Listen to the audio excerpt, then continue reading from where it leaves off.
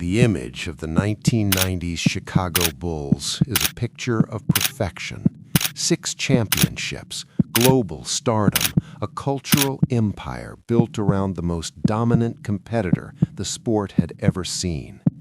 But the truth of the final years, the period between 1996 and 1998, tells a different story.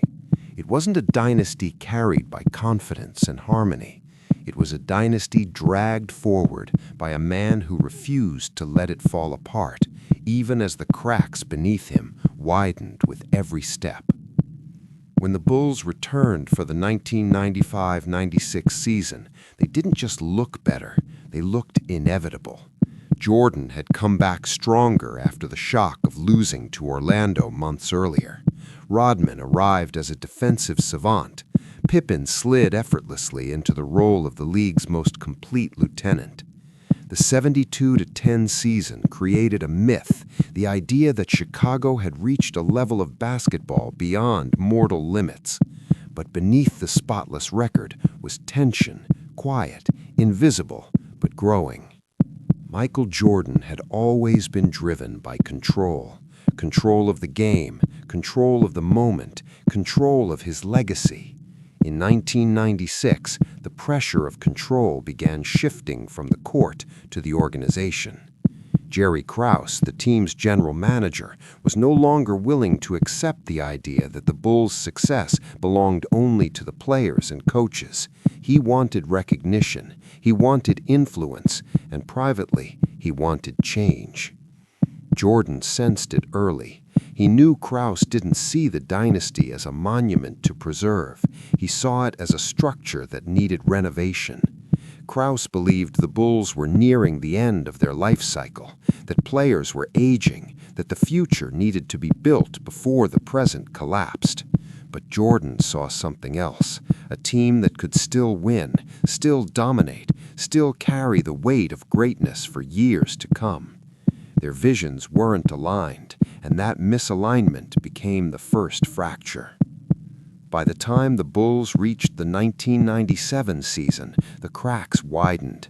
Scottie Pippen entered the year as one of the greatest players in the league, but also one of the most underpaid. His frustration, long simmering beneath professionalism, spilled into open conflict. A surgery delayed, miscommunication, public tension. Pippen's anger wasn't only about money, it was about respect, the feeling that he had given everything to Chicago, only to be treated as replaceable. Jordan watched the conflict unfold with an internal battle of his own. Pippen was the one teammate he trusted, the one partner he relied on to carry parts of the burden he could not. Without Pippen, Jordan was not weaker, but the team around him was. Jordan resented Krause for pushing Pippen away, and Pippen resented the organization for making him the fault line between two visions of the future. Jordan's frustration hardened into something else, a need to protect what remained of the dynasty. He sharpened his leadership. He sharpened his edge. He pushed teammates harder, not out of malice, but because he understood the truth of their timeline. Every year could be the last.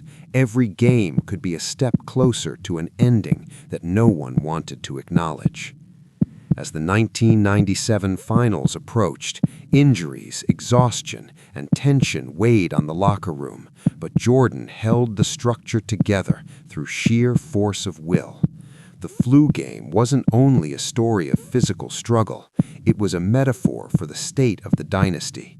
Jordan stumbling forward, drained, but refusing to let anything collapse on his watch. The Bulls won their 5th title, but the dynasty was living on resolve, not harmony. The summer that followed was the turning point. Krause privately told Phil Jackson he would not return as head coach after the 1997-1998 season. No negotiation, no reconsideration. It didn't matter if the Bulls went 82-0, he said. The decision was final. The statement echoed through the organization like a warning shot. Jordan had always said he would only play for Jackson. Jackson was the architect of the Bulls' internal balance. Without him, the system that supported Jordan, Pippen, and the team's fragile chemistry would collapse. The season began not as a continuation of greatness, but as a countdown. Everyone understood what was at stake. This wasn't just the chance to defend a title. This was the last dance, whether anyone wanted it or not.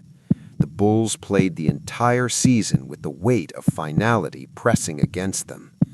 Jordan's relationship with Krause deteriorated further. Krause's comments about organizations winning championships, not players, cut deeply. Jordan didn't respond through interviews or statements. He responded by tightening his grip on the team's identity. He wasn't just leading the Bulls, he was preserving them. The 1997-1998 season was the dynasty's most fragile year. Pippen's injury lingered and fueled resentment. Rodman's behavior became increasingly unpredictable as he fought fatigue and the psychological toll of the spotlight. The bench grew thinner. Every road game felt heavier. Every headline hinted at the approaching collapse. But Jordan navigated it all with the same intensity that had defined his career. His focus became sharper as the noise grew louder. By the time the Bulls reached the finals once again against the Utah Jazz, the cracks were no longer invisible, they were structural. Pippen's back injury had eroded his mobility.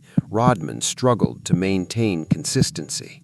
Role players fought to fill spaces that had never been vacant before. The Bulls didn't walk into the series as champions, they crawled. Jordan carried the burden. Every possession, every decision, every moment that required clarity. The dynasty was no longer supported by balance or depth. It was supported by his resolve alone. The tension in the organization was no longer contained. Everyone knew this was their last chance, their last stand. Game 6 became the defining moment of the era. Pippen could barely move, his back failing him possession by possession. Rodman fought through exhaustion. The Jazz smelled weakness and saw opportunity. But Jordan saw something else. The final window, the last moment where greatness could still be claimed before the dynasty fractured completely.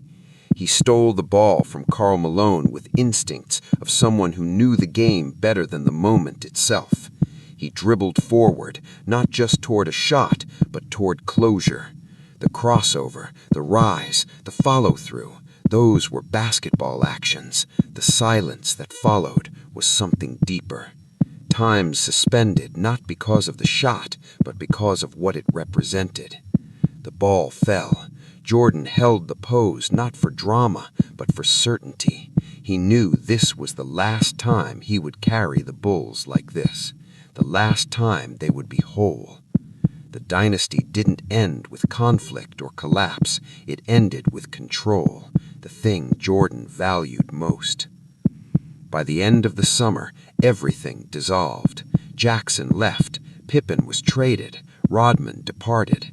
Jordan walked away for the second time.